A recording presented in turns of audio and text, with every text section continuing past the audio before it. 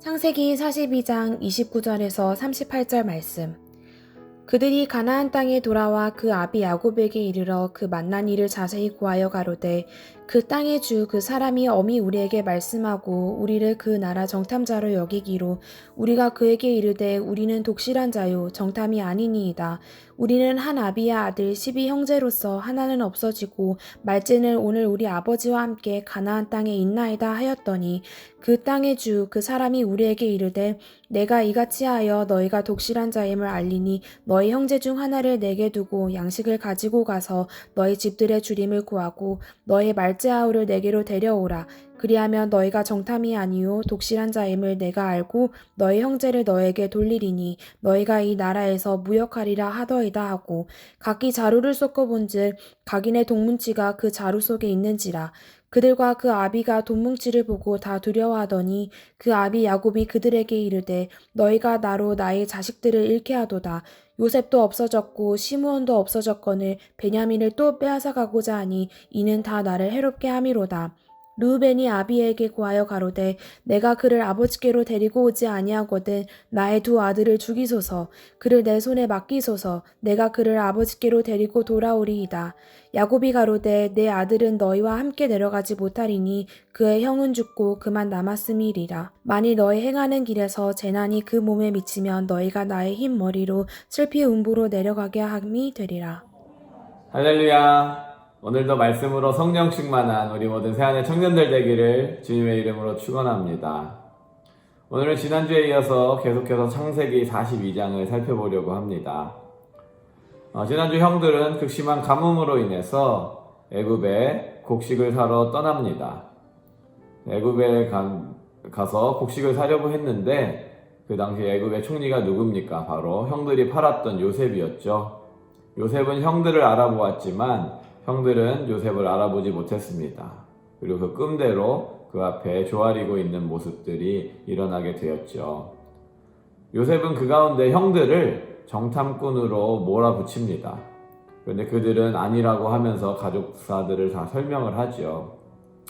그리고 요셉은 정말로 너네가 정탐꾼이 아니라면 너네가 말한 막내 동생인 베냐민을 데리고 오라고 이야기합니다.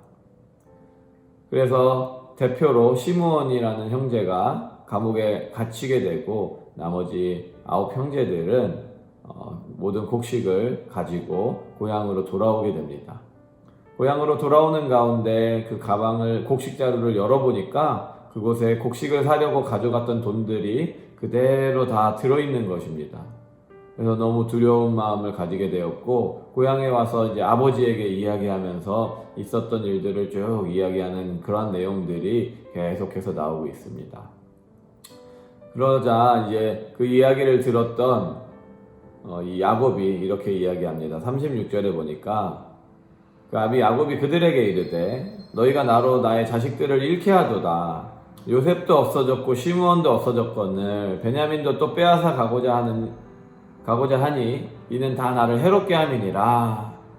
그 막내를 데리고 가야만 곡식을 받을 수 있고 우리가 살 수 있다라고 이야기하죠. 어떻게 보면 야곱의 인생에 있어서 절대로 놓지 못했던 것이 무엇입니까? 가장 귀한 것, 그것이 바로 요셉이었죠. 하나님께서는 야곱의 입장에서는 그 요셉을 데리고 갔어요. 그리고 지금 그 요셉이 없는 자리를 대신해서 그 막내 베냐민을 마지막 끈으로 붙잡고 있는데 그 베냐민도 지금 내어놓아라 하는 그런 판국인 것이죠. 그러니 너무나도 야곱은 괴로웠을 것이고 그것을 포기한다라는 것은 자기의 모든 것을 내려놓는 것과 같은 것이죠.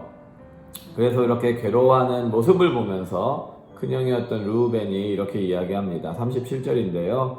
아비에게 고하여 가로되 내가 그를 아버지께로 데리고 오지 아니하거든 나의 두 아들을 죽이소서. 그를 내 손에 맡기소서. 내가 그를 아버지께로 데리고 돌아오리이다.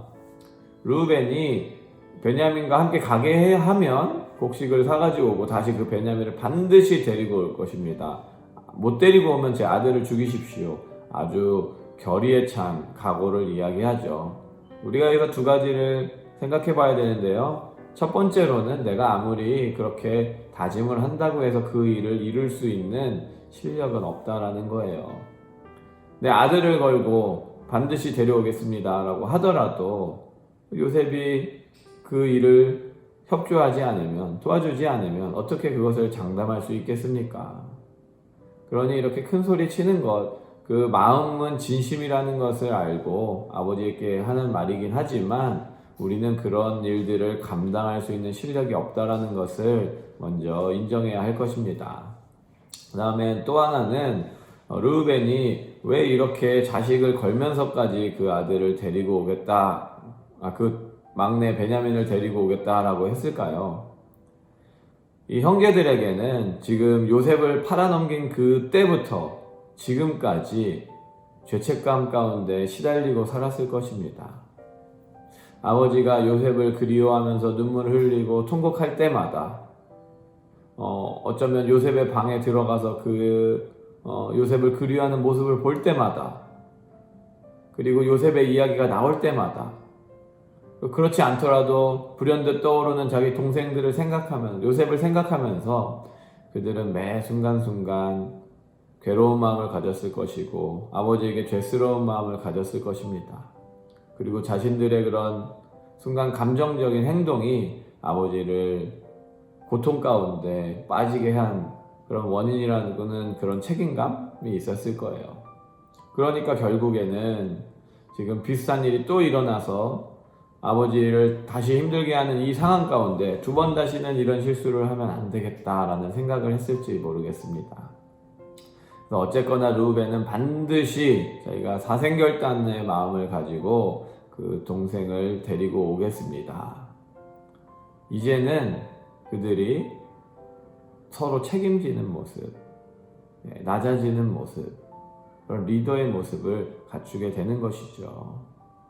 사랑하는 우리 모든 청년 여러분, 우리는 어떻게 생활하고 있습니까? 우리가 사실 무엇을 책임질 실력이 되지는 않습니다. 그것을 인정합니다.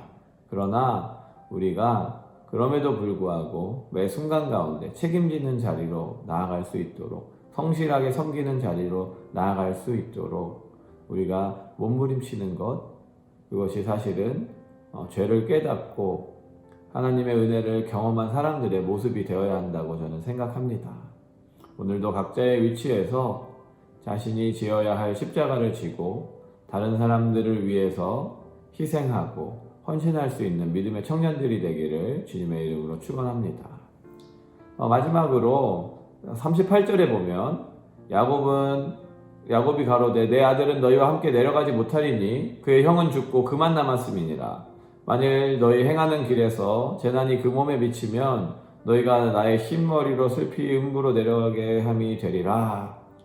간단하게 이야기하면 요셉도 지금 죽었는데 이 베냐민까지 없어지면 무슨 일이 일어나면 난 정말 죽어버린다. 나의 모든 것이다. 절대 이 아들은 건드릴 수 없다라고 이야기합니다. 끝까지 내려놓지 못하는 그 한 부분이 있는 것인데요. 어떻게 보면 하나님께서 야곱을 다루시면서 가장 사랑했던 요셉을 빼앗아 갔는데 끝끝내 모든 것을 다 내려놓게 하시려는 그러한 손길이 경험되어지는 것 같아요. 그러나 또 반대로 사람은 이런 어려운 상황 가운데에서도 끝끝내 그것을 내려놓지 못하고 쥐고 있는 모습을 볼 수 있는 것이죠. 오늘 이 아침 저희가 하나님 앞에서 끝끝내 내려놓지 못하고 의탁하지 못하고 꽉 붙잡고 있는 그것이 무엇인지 한번 고민하고 그러한 것들에 대해서 하나님 앞에 기도하면서 주님께 온전히 다 맡길 수 있는 그런 은혜가 있기 바랍니다. 그리고 이제 내일 43장으로 넘어가면 하나님의 놀라운 일하심이 또 경험되어지는데요. 그것을 통하여 우리를 향하신 그 하나님의 계획 또한 기대하는 우리 모든 청년들 되기를 소망합니다. 함께 기도하겠습니다. 사랑의 주님, 오늘 이 아침에 창세기를 통하여서 하나님 아버지의 마음을 봅니다. 우리를 향하신 주님의 사랑과 그 긍휼을 늘 경험케 하시고 또 오늘 형들의 모습을 통해서 야곱의 모습을 통하여 우리의 모습을 돌아보게 하시고 하나님 앞에서 늘 겸손함으로, 진실함으로, 순종함으로, 감사함으로 은혜 가운데 살아가는 저희들 되게 하여 주시옵소서. 감사하며 예수님 이름으로 기도합니다. 아멘.